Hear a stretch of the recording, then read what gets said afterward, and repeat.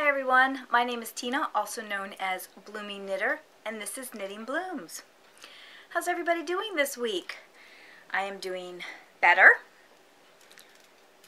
until I broke my pen. Anyway, I will tell you straight off the bat that there's absolutely no knitting in this podcast, except for my sweater, which is my featherweight cardigan, if you want to know. Yeah, if you are here for the knitting and you are not interested in the life events, then maybe you can just skip this podcast and go on to the next one. But, yeah, this week has been a little crazy. I haven't knit since last Friday. And mostly it's because I was knitting at the office on Friday and Saturday. Sammy's numbers were not that great in the sugar department on the weekend, and I kind of was doing some more research and trying to, you know, come up with the breakthrough that was going to, you know, catapult us into the good numbers. But before I get to the whole discussion about the sugar, oh, and by the way, I will be having some prize drawings in here, so if you are doing Knit Your Stash or the Square Cow, stay tuned, because we will have prizes.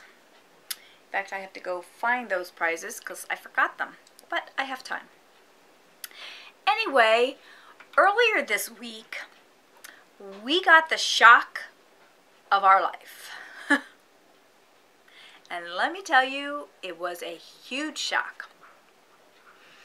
On Monday, Sammy had been doing a little excessive licking, and I just wanted to find out, or basically make sure, there was no problem. If you know anything about diabetes or diabetic cats or anything, if there's an infection, it can cause havoc on how the insulin responds, or how the sugar responds to the insulin and so forth. So I was just like, okay, let's just go get this checked out and just make sure that there's no problem. So we went to the vet on Monday evening, and while the vet was examining Sammy, the vet looks at me and says, "You did say that Sammy was a girl, right?" I said, "Yes." She says, "Well, Sammy's a boy." And wouldn't you know, I was very surprised. Sammy actually was a stray that we took in back in, I think it was 2006 or 2007. And when he came to us, I was sitting out in the backyard, and this stray cat, or maybe it was somebody's pet, I'm not sure, comes wandering through the yard, and I'm like, "Here, kitty, kitty, kitty." And of course, he comes over, sits on my lap, and as soon as the cat comes and sits on my lap, I just have this feeling like, this cat's name is Sam. And so I started calling the cat Sam. We had another cat that was also a neighborhood cat. It was actually the people behind us, it was their cat. But I used to call that cat Angel because, I don't know why I call that cat Angel. I don't know if she had an angel on her collar or what, but I started calling her Angel.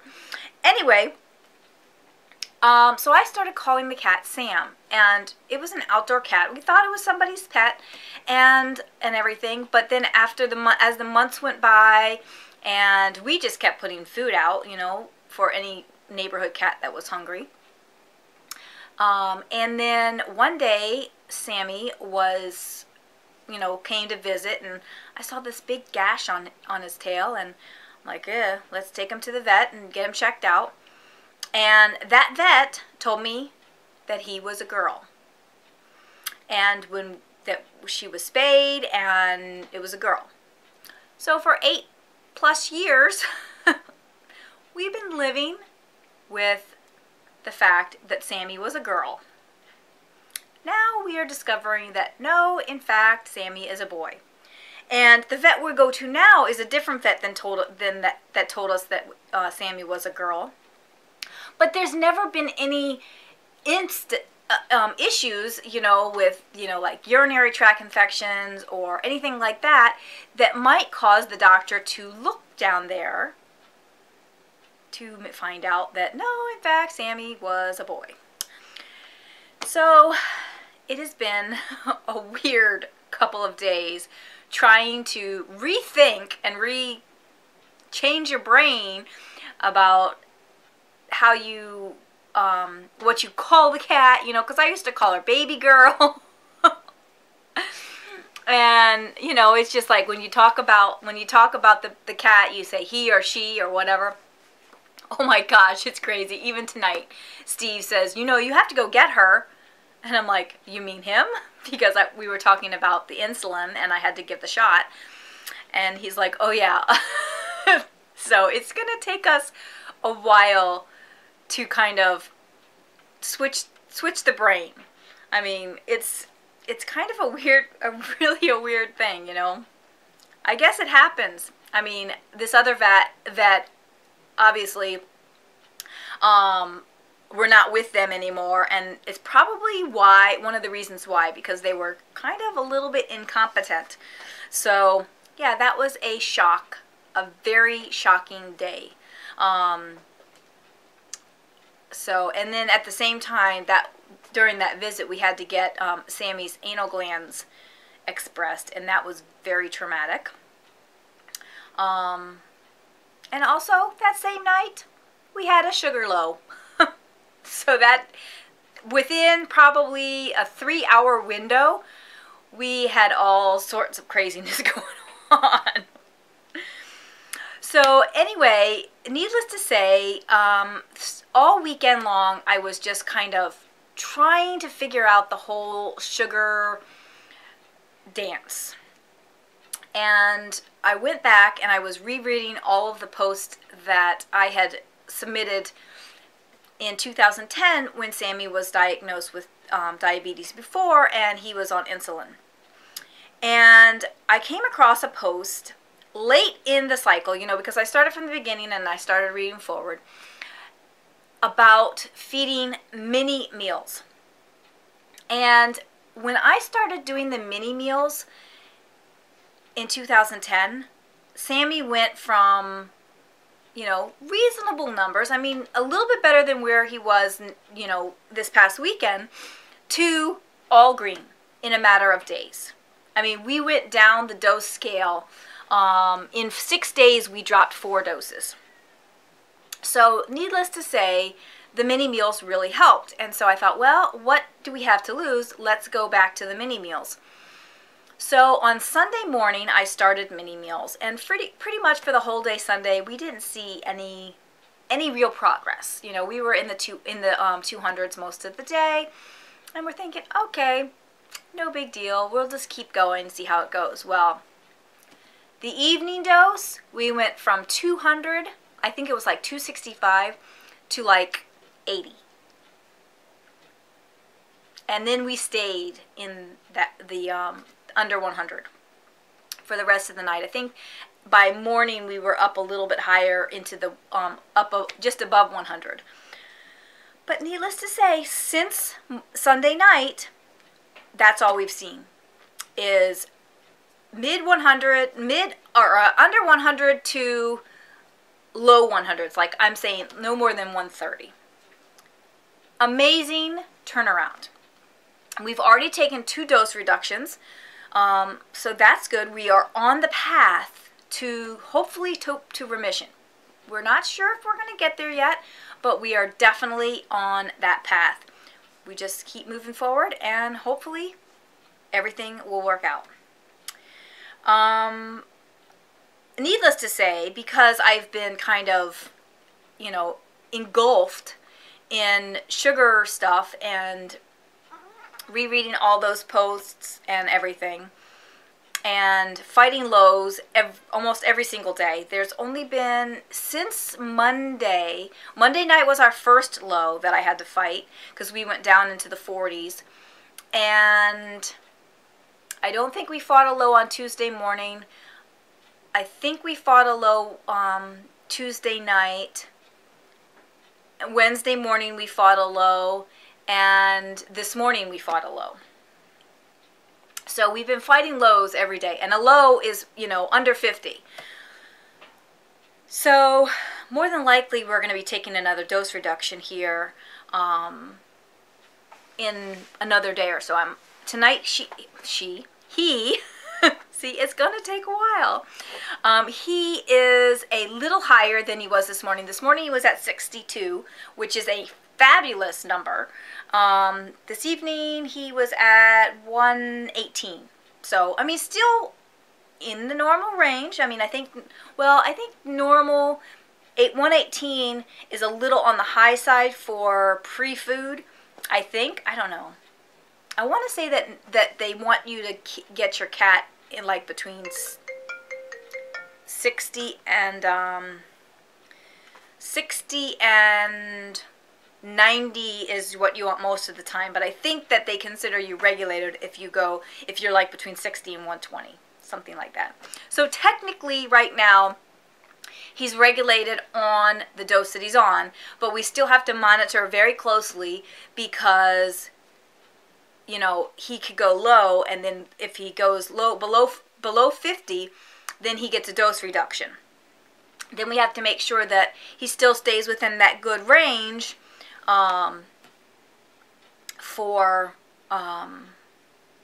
with the new dose, and then see how long it takes to get another dose reduction. But like I said, when he was on insulin before, those mini meals just kind of kicked in. I don't know what happened. I don't know how it worked, but the mini meals just really helped and just slid right down the dose scale.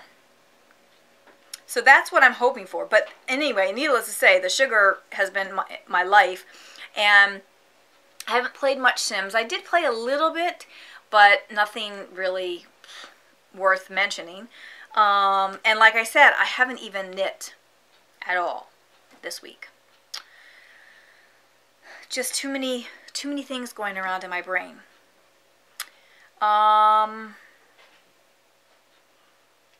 So yeah, nothing else. I do have some drawings, which I will do in just a moment, and I think that's about it, because honestly, no knitting. So hang tight while I go get the prizes that I forgot. Well, the prize that I forgot for Knit Your Stash, and I will be right back. Okay, so we have a couple drawings for Knit Your Stash. Let me find... Oh, before I do the drawings for Knit Your Stash, I do want to ask you guys to use your best judgment when posting in the thread.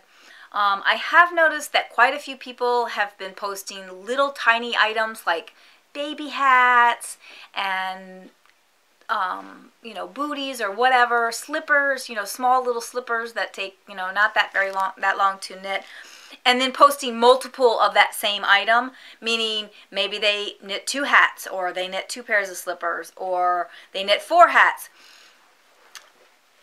Be considerate of the other people who are knitting larger projects, and if you knit a baby hat, you know, maybe you could, and you knit 3 baby hats, maybe you could put all 3 of those baby hats in the same post rather than 3 separate posts, because honestly, there's going to be so many opportunities to win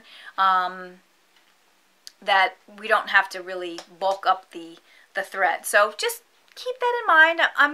I've contacted a couple people, and I've asked them to do that, to combine their posts. But yeah, if you know that you have done that, you know, where you've posted 3 separate baby hats and 3 separate posts, just next time, maybe post them in the same thread or the same post. That's all I'm asking. You know, because somebody who's knitting a big, you know, 600-yard shawl, and somebody else who knits a baby hat that takes, you know, a few hours versus a long time, you know, we want everybody to have a fair chance of winning. Anyway, so we do have a winner for Knit Your Stash. Knit Your Stash chatter thread. We're drawing from posts 208 to 290. And the winner is 275, and that's Looney Hiker, and that's Pat. So congratulations, Pat. You have won a pattern of your choice. $10 or less, or multiple patterns adding up to $10. So get in contact with me and I will get you those patterns, whatever you choose that you would like to have. And now we have a drawing from the finished object thread. Now the chatter thread is only the current month posts. So that's why we drew from between 208 and 290, because those were the current month's posts for the chatter. But the finished object thread is for the entire year. So if you've posted things in January, you still have an opportunity to win in December.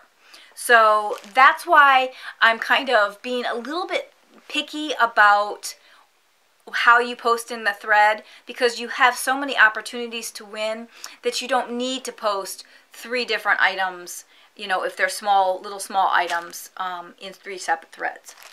So this thread, I don't remember how many finished objects we have. Let me just see if I can get over to Ravelry really quick to look to see how many finished objects we have.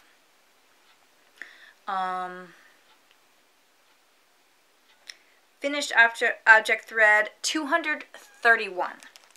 231 posts so far. Now, maybe there was a couple posts since I did this drawing, because I did do this drawing earlier this afternoon.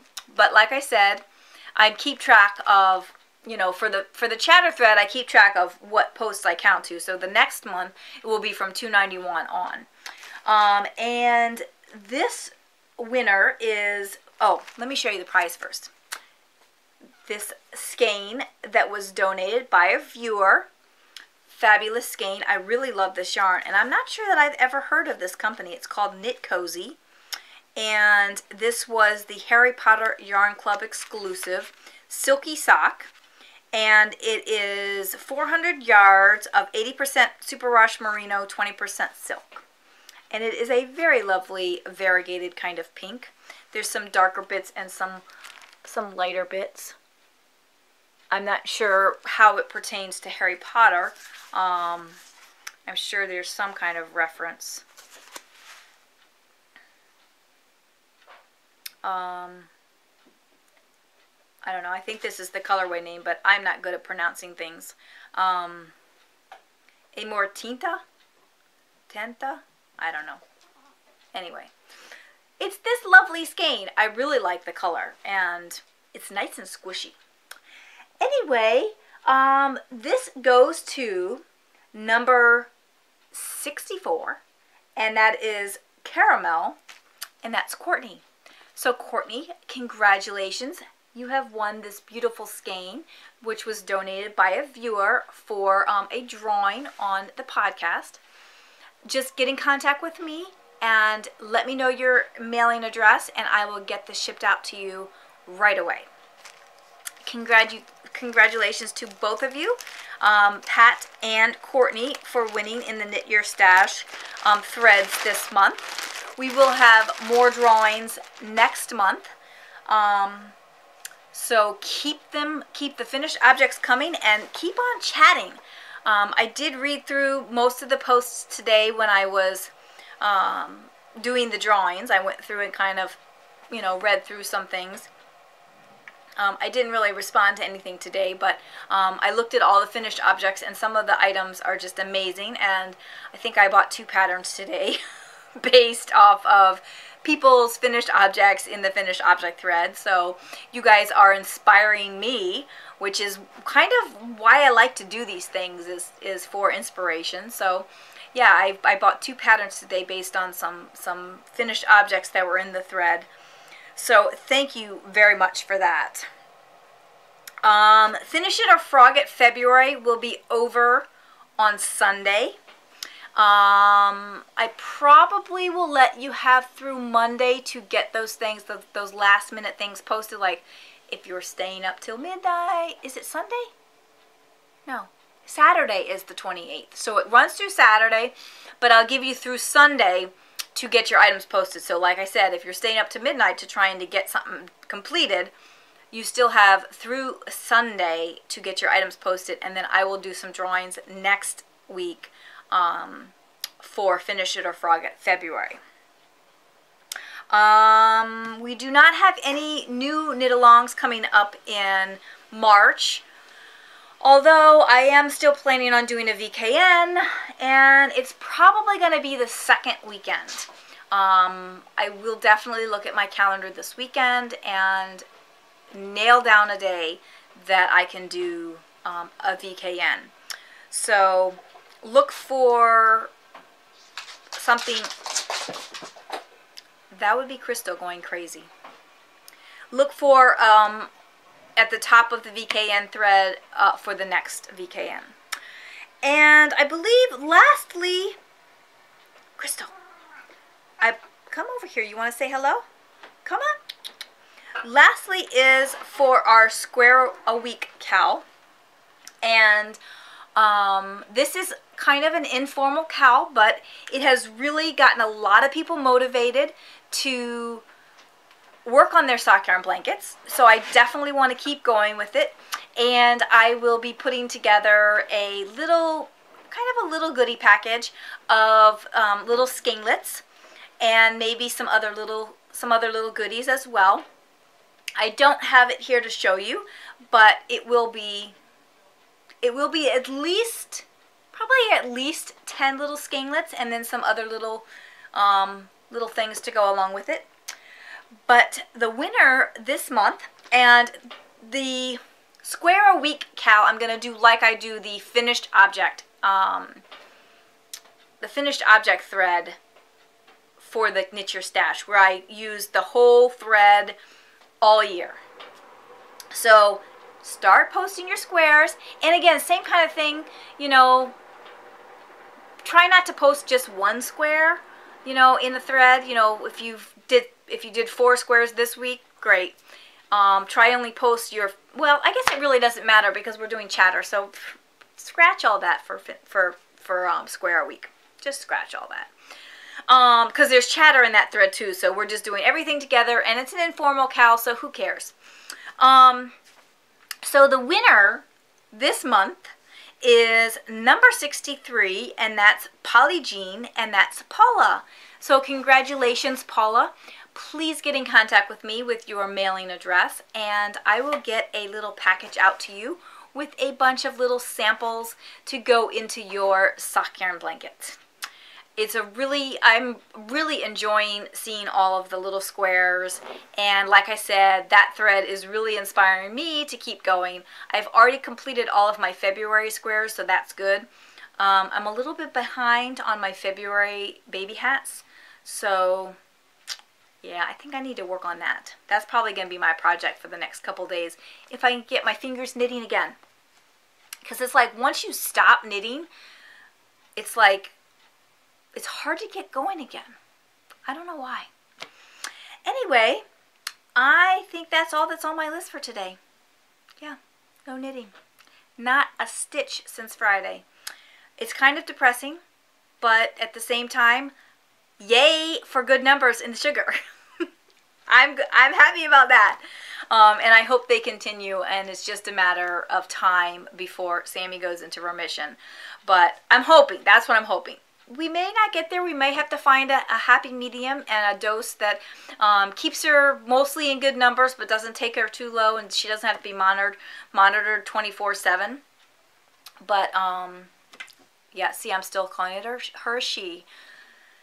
It's gonna take a while. We're only going on 3 days now after finding out that she is actually a he. It's gonna be crazy. Yep.